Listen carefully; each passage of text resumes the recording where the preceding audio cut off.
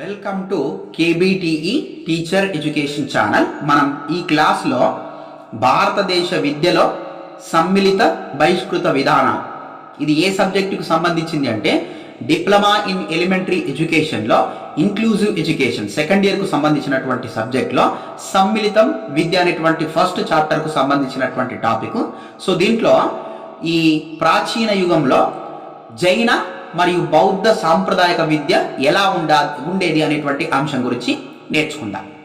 అంటే మీకు తెలుసు, ఆర్య నాగరికత, హిందూ నాగరికతలో ఈ సమాజానికి సేవ చేసేటువంటి విధానాన్ని బట్టి, వ్యక్తులను బట్టి చాతుర్వర్ణ వ్యవస్థ అన్నది ఏర్పడింది. ఆ చాతుర్వర్ణ వ్యవస్థ అనేది కాలక్రమేణా కుల వ్యవస్థగా మారి జన్మత కులాన్ని నిర్ణయించేటువంటి విధానం అన్నది ఆరంభం అవడం అన్నది జరిగింది.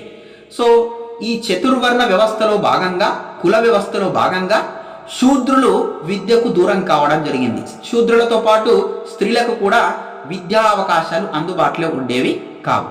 అంటే వీళ్లకు విద్య నిషేధం. అంటే ఈ వైదిక సాంప్రదాయక సమాజంలో ఒక వర్గం తరతరాలుగా ఈ విద్యకు సంబంధించినటువంటి జ్ఞానాన్ని పొందడంలో దూరంగా ఉండవలసినటువంటి పరిస్థితి వచ్చింది. అయితే ఈ సంఘంలో, ఈవెన్ హిందూ సాంప్రదాయ సంఘంలో కూడా కొంతమంది ఈ వర్ణ వ్యవస్థను నిరసించేవారు. శూద్రులకు కూడా విద్యావకాశాలు కల్పించాల్సిన అవసరం ఉందని కూడా నొక్కి చెప్పేవాళ్ళు చాలామంది ఉండేవారు.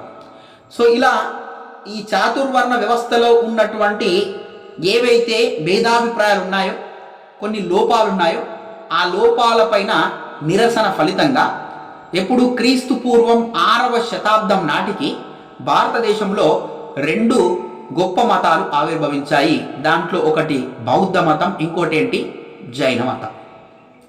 అయితే ఈ 2 మతాలు ఏమంటాయి అంటే మానవ జాతి అంతా ఒకటే, ఇక్కడ కులము లేదు, వర్ణము లేదు అనేటువంటి అంశాన్ని ఈ 2 మతాలు కూడా నొక్కి వ్యాఖ్యానించడం అన్నది జరిగింది.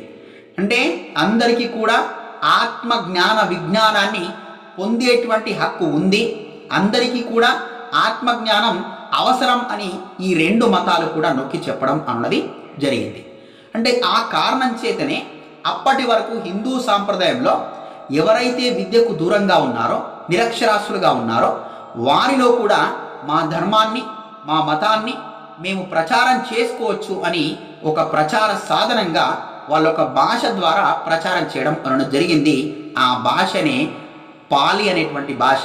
దాన్ని మనం ప్రాకృతి అంటాం, పైశాచి అంటాం.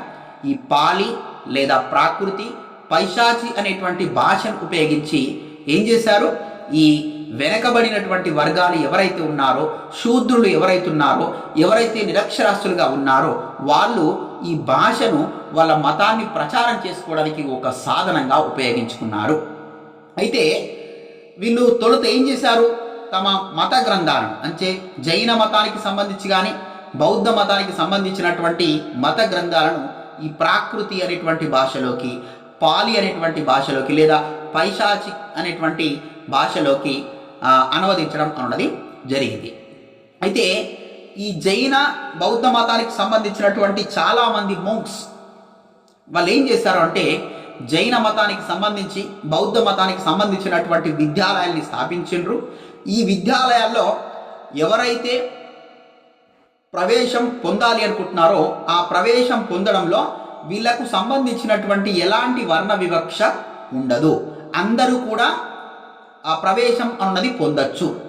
అంటే ఎవరైతే జైన బౌద్ధ మతాలపై నమ్మకం ఉండి జ్ఞానతృష్ట, అంటే నాకు జ్ఞానం కావాలి, నేను విద్యను పొందాలి అనేటువంటి కోరికని ఎవరైతే కలిగి ఉంటారో వారందరికీ కూడా ఈ విద్యాలయాల్లో ప్రవేశ అర్హత కల్పించడం అన్నది జరిగింది. అయితే అదే సమయంలో, అంటే జైన ఈ బౌద్ధ మతాలు విరాజిల్లుతున్నటువంటి సమయంలోనే భారతదేశంలో మహమ్మదీల దండయాత్ర ప్రారంభం అయింది. అంటే ఈ దండయాత్ర ప్రారంభం అయ్యేంత వరకు జైన మరియు బౌద్ధ మతాలు ఇక్కడ విరాజిల్లడం అన్నది జరిగింది. కానీ ఎప్పుడైతే ఈ మహమ్మదీల దండయాత్ర ప్రారంభమైందో, ఆ దండయాత్ర ప్రారంభమైన తర్వాత ఇక్కడ జైన మతం, బౌద్ధ మతం మెల్లమెల్లగా ఈ హిందూ మరియు ముస్లింలకు సంబంధించినటువంటి రెండు ధర్మాల యొక్క పోటీని తట్టుకోలేక మెల్లమెల్లగా ఈ రెండు మతాలు వాటి యొక్క ప్రభావాన్ని కోల్పోయాయి. అయినప్పటికీ కూడా ఇప్పటికీ కూడా మన దేశంతో పాటు కొన్ని దేశాలలో బౌద్ధ మతం అన్నది జైన మతం అన్నది విరాజిల్లుతుంది. ఈ బౌద్ధ మతం ద్వారా జైన మతం ద్వారా వివిధ మోంక్స్ అంటే ఈ ఎవరైతే ఏం తీసుకుంటారంటే సన్యాసం తీసుకుంటారో అలాంటి వాళ్ళందరూ కూడా బౌద్ధ మతంలో ఉన్నటువంటి మంచి విషయాలను జైన మతంలో ఉన్నటువంటి మంచి విషయాలను ప్రపంచానికి పరిచయం చేయడం అన్నది జరుగుతుంది. దాంట్లో ఒక గొప్ప వ్యక్తే దలై లామా. Thank you.